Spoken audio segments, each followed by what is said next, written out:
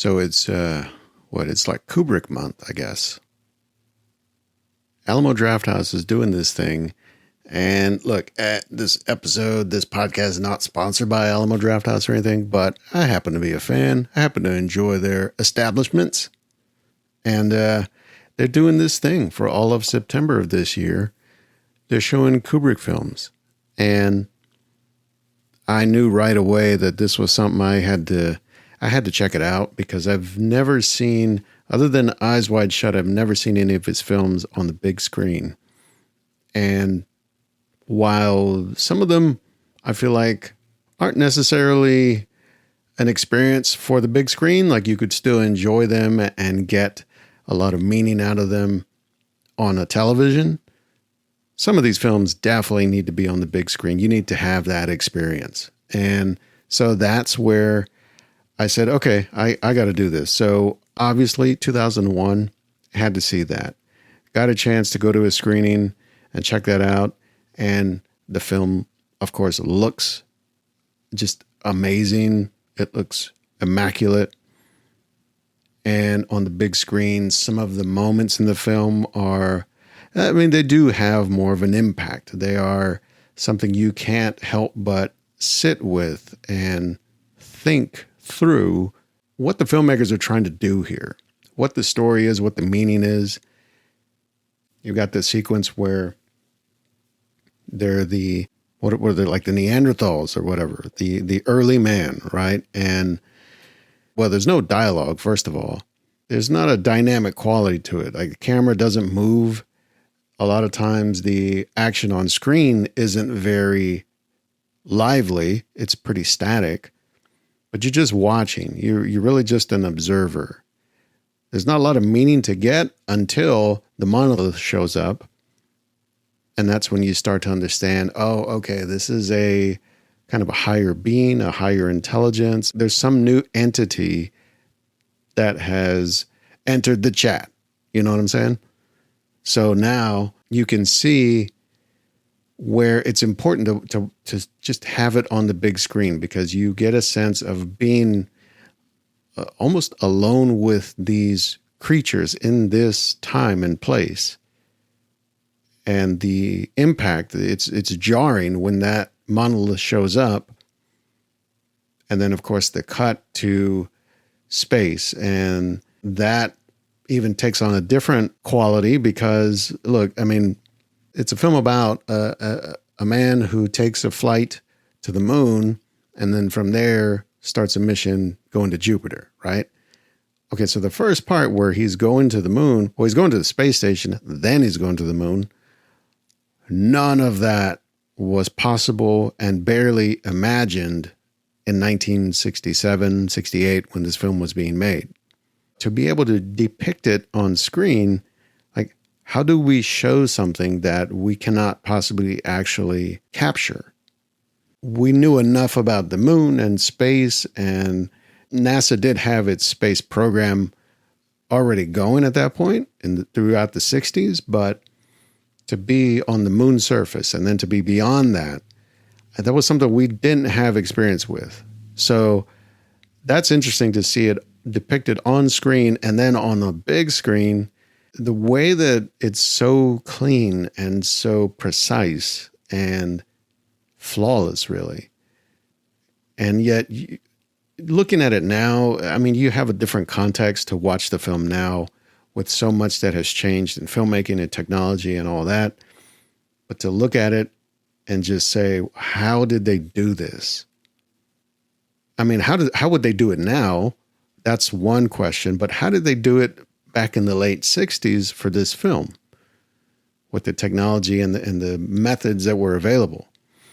So there's so much that you have to look at and kind of just be puzzled by.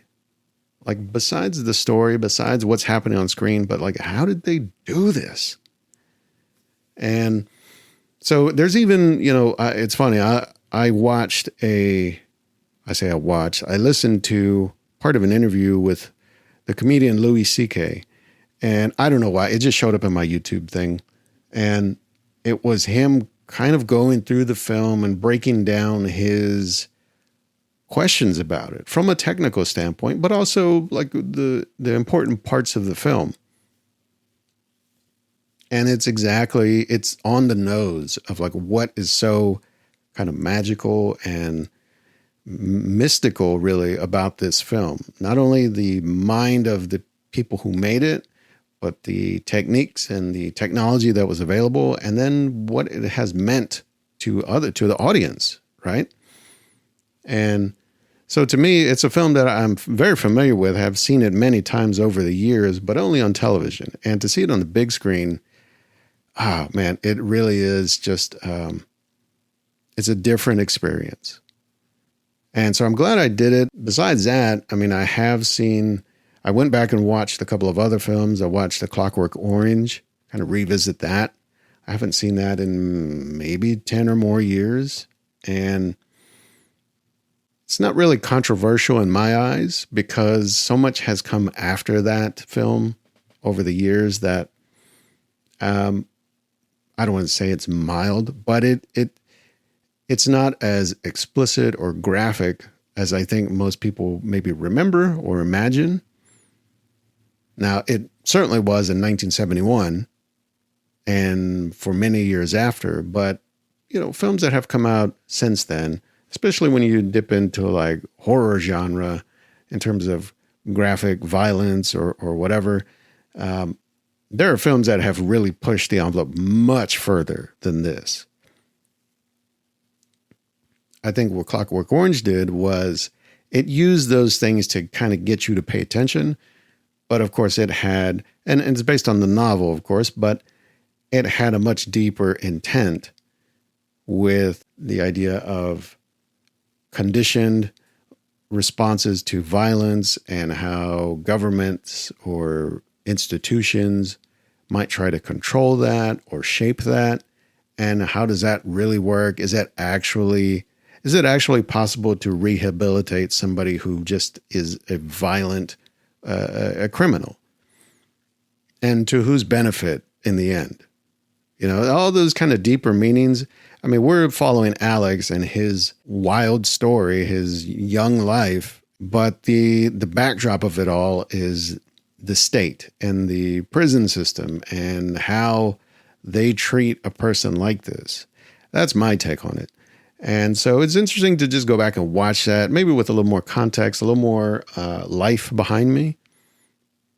Because I'm sure that when I first saw the film, the original thought was, oh, this is a film that's really like, it's a gnarly one, It's been banned and it's been highly controversial. It's sometimes not even available to watch. And so I just wanted to see, like, what is it? It was just more of a curiosity thing. It's more of a prurient type of film experience, if that's what you're looking for. There is that, There's sex, there's violence, there's language, there's all sorts of subversive images and ideas in it. And yet, once you maybe have a little more experience in life or mature or whatever, you start to see beneath that and see the layers under it and take away a deeper meaning. And I'm sure that a lot of people probably pick that up right away. I kind of got the idea, but it wasn't like the thing that I started the film for. I just didn't know. And now looking back on it after all this time, yeah, okay, I see it. There's more to it. So, that being part of this run that I'm doing of Kubrick films, I found this documentary on, I think it was on Max, and it's called A Forbidden Orange. And now this is a film, it's a documentary about a group in Spain that held a festival, because remember at this time in the 70s, Spain was under a different type of government. They were under basically a dictatorship still. And so they had very strict, very conservative rules about films and art. And it was a real tight government control of culture and what was permissible, what was obscene, all that kind of stuff. And so this film was banned like immediately. And this documentary, A Forbidden Orange, goes into that, like the film's release and then how it was received around the world, different countries. Some people weren't having it. Some people didn't really understand it. Here in Spain, it was a matter of the government was never going to allow this. And yet there was the possibility that it could be screened at a very specific festival to almost proof these films, these problematic films or controversial films. So the idea that this might have a chance to be screened in Spain, all of a sudden it became a high demand ticket. It was an interesting look at how this film was received in another part of the world that had a very different culture at the time. And I mean, it even has a segment where it includes an interview with Kubrick himself. I'm trying to remember where this town was.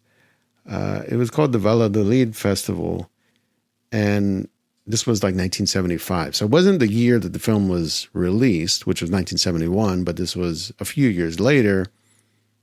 The Spanish government was coming around to like, okay, well, maybe we need to understand other things that are happening in the world and screen them, let's say.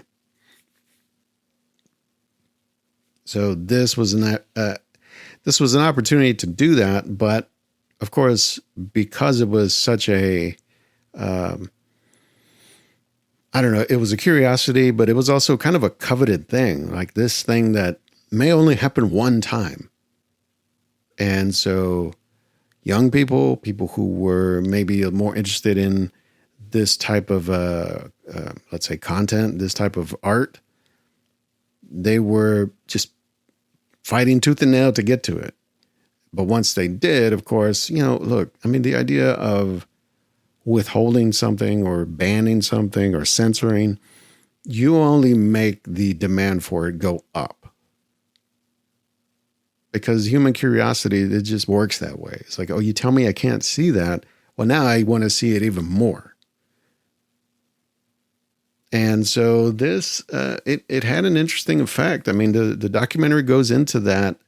Once this film was shown, like, how did this impact people and the culture there? And ultimately, it I don't want to say it pushed things forward, but it was part of that wave of Spain coming out of this Franco regime and moving towards a democratic government. And so maybe it was just, hey, the right film at the right time or whatever, but the documentary even does something interesting where, a lot of the people that are being interviewed or talked about in the film are from that era. But later in the documentary, they do ask younger people about the film, like what do they know about it? And then they screen it for them and they get the reactions. And it's something that occurred to me the last time I saw this, many years ago now.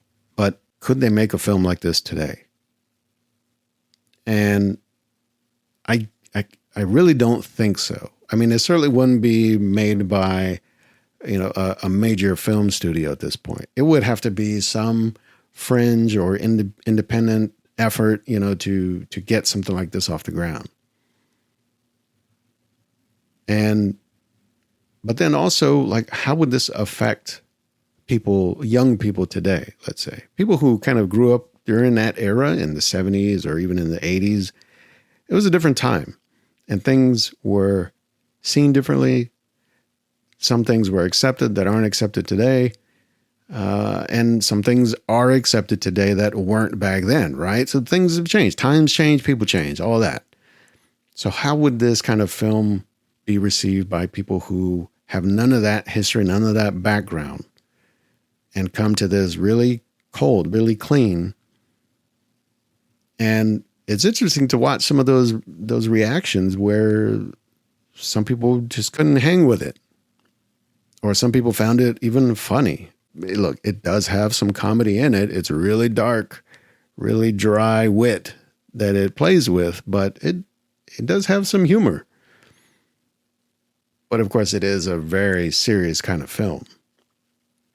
So I thought it was an interesting documentary, just one to kind of look back at the film, maybe through a different lens, but also to see how it maybe played in different parts of the world. And even how would someone much younger from a different generation, how would they react to a film like this? That's what actually drove me to watch the film again. Because I saw this documentary, I said, okay, now I just want to actually watch the film and go through that again. So that was the next one up. Other than that, I watched another documentary called Kubrick by Kubrick. And that was, oh man, where did I see that? I can't even tell you where I saw it now. But I feel like it was on, I don't know, like Tubi or something like that. And I wasn't sure what this would be either, because there is a documentary that I want to see that I haven't yet, but I'll kind of look for that and see what I can find. But this one, Kubrick by Kubrick, it's a shorter documentary. It's not super long. It's about an hour. But it does an interesting thing where it frames the whole documentary around interviews or parts of interviews from Kubrick himself. So you actually hear him talking about his films with his own insights and his own thoughts on how they were received, or what challenges he had making them, or the ideas that he was trying to convey. And the cool thing about it, and it really kind of puzzled me at first, is it's all shot either using archival footage from interviews or photos, and this recreated, set from 2001. Later in the film in 2001, when Dave Bowman arrives he kind of transcends and he arrives at the mansion, let's say, with old Dave Bowman, that whole part of the film. Well, this documentary, it's kind of set in that place. Like you see posters of all of Kubrick's films in those rooms, in those walls, those white, kind of elaborately designed and decorated halls and rooms and stuff. It's cool. And I almost thought, like, is this like a CGI recreation? Is this like miniatures? And I think they actually went and built this set or found this set somehow. I don't know. Anyway, it's interesting to frame it all that way. But the other thing is to hear Kubrick himself go through all of his films and give thoughts. And these were all taken from an interview or collection of interviews with a journalist that sat in with him. And from what I can tell, it was sometime between Full Metal Jacket and Eyes Wide Shut. So maybe in the late 80s, early 90s, because he talks about films before Eyes Wide Shut. And Eyes Wide Shut, of course, he passed away as it was being completed. And he doesn't really talk about it specifically. He talks it more maybe generally, or in a way that's like looking forward to the film. So I feel like that kind of helps you place when this was done. And it's an interesting look. I mean, to hear the man himself, because I'm always kind of sideways surprised when I hear him speak on interviews and recordings, because for me at least, the just image I have of Stanley Kubrick is that there's a photo of him where he's got the shaggy beard and the shaggy hair and the glasses, and he's kind of looking over his glasses with his eyebrows kind of arched up, and he looks angry, he looks grumpy, he looks kind of curmudgeonly, And I just always put a voice to that face that is not his voice. And so to hear him actually speak and talk about his films in a very thoughtful and an insightful way, it's a little bit surprising to just get through the voice, but then to hear, like, there's a calmness to it, and there's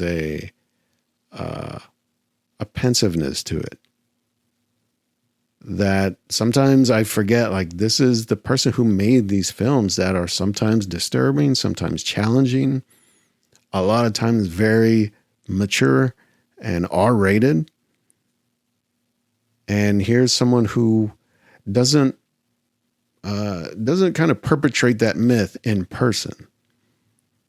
And it's interesting to look at it in that context, like in the way that you have to separate the art from the artist sometimes.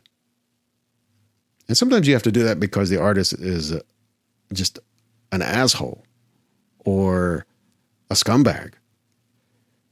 But here, I feel like I could see where Kubrick was maybe more of a gentle and more calculated type of person, and his maybe his darker side or his more aggressive side came out on film, came out in his work. It certainly seems to be the accounts that most people who've worked with him that I've seen, that they sort of relate, is that no, he was not, a bastard. He was actually very patient and very collaborative. And so to see that, okay, well, the work is where the harder edge comes out, and it makes sense. It makes sense. And I actually like that. In a way, this documentary, it gave me not just insights about the films and what he was trying to do, but it gave me a different appreciation for his approach, just philosophically, to how he conducted himself, but then also how he put that into the work. So it's an interesting watch. It's really good. And going through all those films, and, it kind of ends with him talking about, I think it's Eyes Wide Shut was the last film he talks about. It kind of jumps around. It doesn't go like chronological order necessarily. But there is a moment where he talks about Eyes Wide Shut, and so that was what led me to watch that film. I went back and watched that again.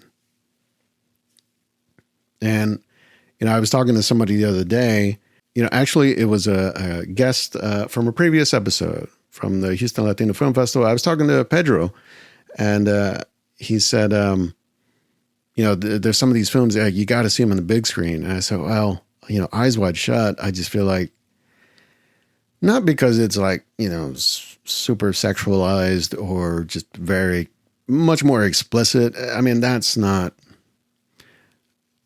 as embarrassing as I guess I would think, but it's more because underneath that, again, that's a film that goes into territory about relationships and fidelity and obsession and guilt and all those kinds of things. And like that, look, if you're in a relationship, if you're in a marriage, all those things hit deep.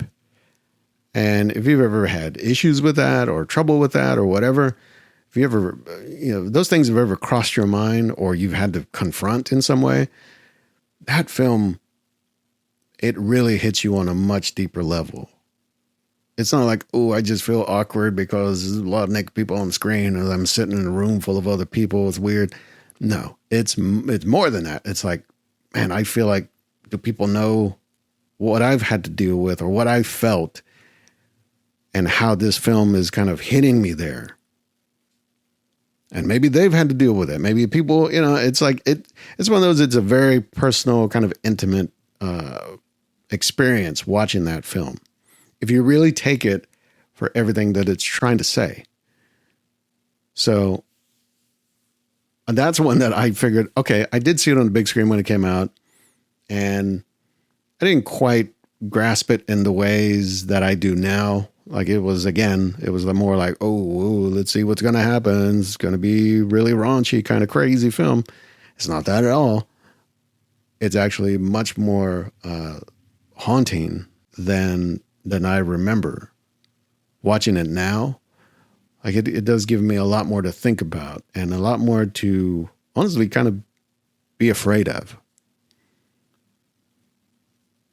And of course, watching it in 2023, there are parts of the film that I feel like the reactions of the characters, I feel like, well, that wouldn't necessarily translate today. Like, I don't know that the, let's say, the guilt or the presumed shame that Bill Harfer has about either his experience in reality or not reality, in his dreams even, I don't know that he would be so like mortified that people would know this. You know, I kind of think in today's era of people putting so much just out into the open, like that kind of thing doesn't really, people don't really bat an eye at that as much. Now, unless it kind of hits you in a more substantial way, like your job or your relationships, or you have bigger stakes other than I'm about to be embarrassed. I think people have really changed their approach on what embarrasses them and what they might be ashamed of. And, you know, there's some people rolling through life nowadays, they got no shame. I've been to Walmart. I know. But I think this film is, in a way, it's kind of a time capsule. But I think some of the other elements about what it means to be in a relationship and what it means to be committed to that relationship and not lose sight of it, those things, those are probably going to be universal.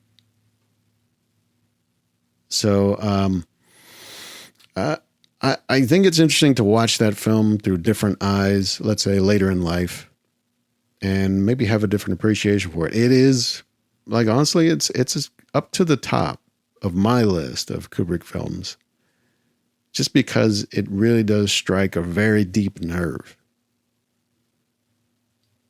And, you know, there's some things I would maybe change about it or would have liked to seen done a little differently, but it's such a unique type of film.